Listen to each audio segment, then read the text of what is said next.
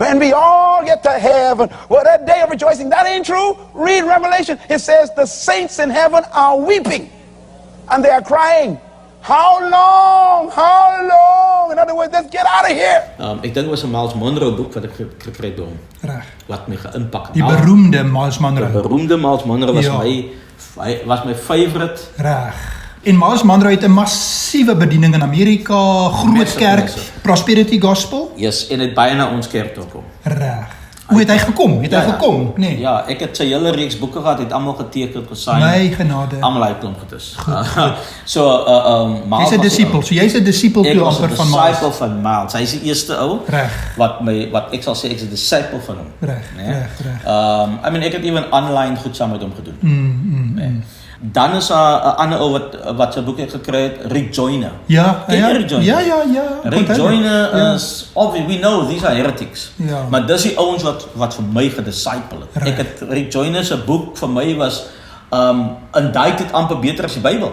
Dis hoe ek gevoel het daaroor. Reg. Nee. So ek het daai manne se boeke, so wat die Charismatic Church vir my gegee het was teaching material. Leer boeke. Ja. Dis waar ek lief begin raak het vir boeke. So nou die boeke wat my wat vir my gecounsel gedisciple het, is Miles Monroe, Rick Joyner, Earl Roberts, Kenneth Hagin. Daai was die ouens, ek het hulle boeke geconsume. As jy nou as Prosperity Gospel Pinkster prediker die evangelie sou vir iemand gee. Gee gou daai evangelie, hoe lyk daai evangelie?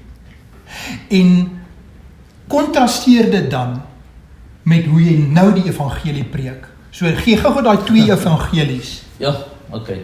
Die ou ene wat jy eers geglo het. Hoe lyk hy? Bekeer my vir daai ene. Sê vir my wat moet ek nou glo? Ja, okay. My broer, die Here, hy het die beste in store vir jou. Hy is spesiaal vir die Here. Weet jy, hy is spesiaal vir die Here. Jesus Christus het gekom sodat jy 'n beter lewe kan hê. Sodat jou marriage beter kan wees. Sodat jou kinders voorspoed kan hê. Dis waarvoor hy gekom het. Sodat jy nie siek te raak en sonder werk sit en God het gekom om vir jou op te lig uit die ashoop uit, my broer. Jy moet kom, man. Kom en proe dat die Here is goed. Kom na Jesus toe. Kom na Jesus toe. Hy wag net vir jou. Hoe lank moet hy smeek vir jou om te kom? Hy staan by jou deur, hy klop. Wanneer gaan jy oopmaak? As jy oopmaak, weet jy wat sê? Hy gaan inkom en maaltyd met jou het. Raai wie koop die maaltyd? Hy kom met die maaltyd saam in jou huis. Jy kan sê, kos in jou koskasse nie, man. Hy maak die deur oop en hy gee vir jou wat jy nodig het. Kom, maak op die deur. Ja. Daar is 'n prosperity kind of gospel. Daar's niks in van repentance, sin of enigsins daai nie. Reg. Okay? Die evangelie wat ons nou vandag verkondig is, my broer, weet jy wie God is? Hy is die een wat jou geskaap het. Hy is nie net die een wat jou geskaap het, maar hy is heilig. Hy het krag bo alle kragte. Hy het net gesê, toe sa 'n maan, 'n son, sterre en alle tipe goedes, en uit die stof het hy vir jou gemaak. Hy het die reg om vir jou te sê hoe jy moet lewe.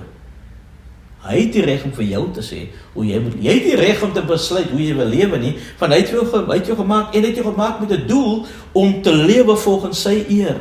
Maar wat het gebeur met ons? Jy weet mos jy lewe nie volgens sy eer. Jy doen wat jy wil. Hoekom? Van sonde het in die wêreld gekom. In sonde is jy gebore. Jy is 'n sondaar by natuur. Jy is nie 'n sondaar omdat jy sins commit het. Jy commit sonde omdat jy 'n sondaar is. Jy kan jouself verander.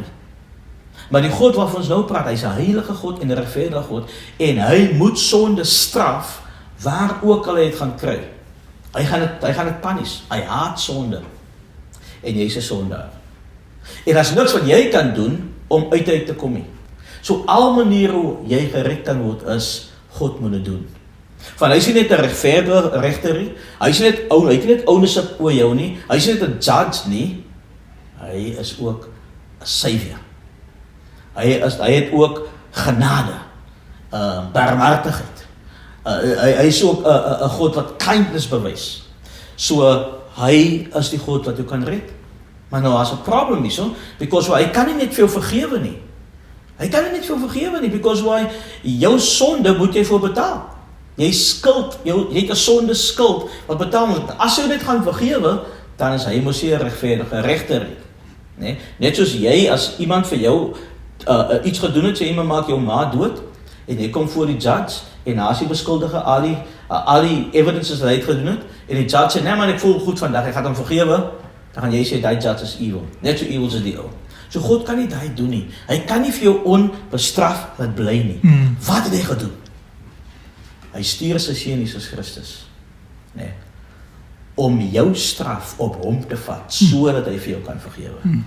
Hy betaal die sonde las wat op jou is, sodat jy los kan wees van dit. So dit is nie verniet vir jou gegee nie. Dit kom uit 'n duur koste uit. Weet jy wie is Jesus Christus? Weet jy van wie ons praat?